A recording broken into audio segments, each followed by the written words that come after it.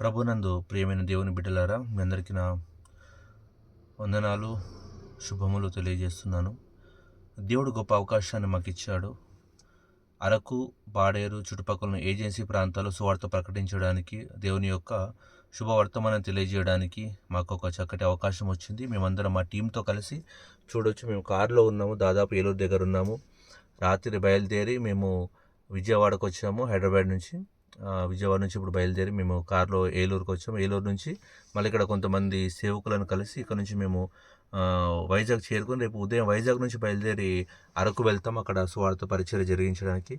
కాబట్టి మీరందరూ కూడా మా పరిచర్య విజయవంతంగా జరగాలని, ఒక ఆత్మనైనా రక్షించడానికి దేవుడు మమ్మల్ని వాడుకుంటేందుకు సంతోషిస్తూ, మీరు కూడా మా పరిచయలో పాలుభాగస్తులు కావాలంటే దయచేసి మీరు మీ యొక్క వ్యక్తిగత ప్రార్థనలో, మీ యొక్క సంఘ ప్రార్థనలో, కుటుంబ ప్రార్థనలో మా కొరకు జ్ఞాపకం చేసుకోండి.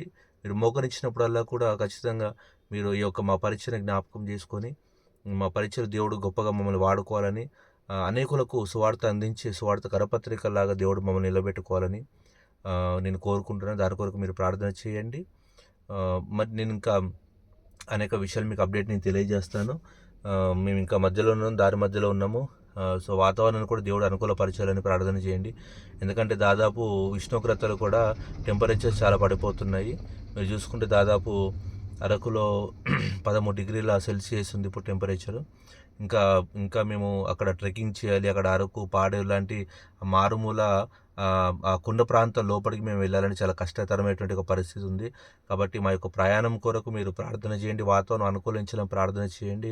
అక్కడ ఎటువంటి ఆటంకాలు, ఇబ్బందులు రాకుండా ఉండాలని కూడా ప్రార్థన చేయమని మనస్ఫూర్తిగా కోరుకుంటున్నాను.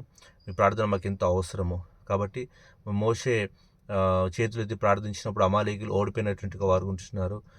మోషే చేతులు దించినప్పుడు అమాలేకులు గెలిచిన వారు ఉంటున్నారు. కాబట్టి ఈ పరిచర్య, దేవుని పరిచర్య అందరూ కలిసి జరిగించాల్సినటువంటి ఒక పరిచర్య. కాబట్టి మీరు మా కొరకు మీ యొక్క పవిత్రమైన చేతులెత్తి ప్రార్థన చేయాలని, ఈ యొక్క పరిచర్యలో మీరు కూడా భాగస్వాములు కావాలని మనస్ఫూర్తిగా కోరుకుంటూ, మిగతా విషయాలు కూడా నేను మీకు త్వరలో తెలియజేస్తాను.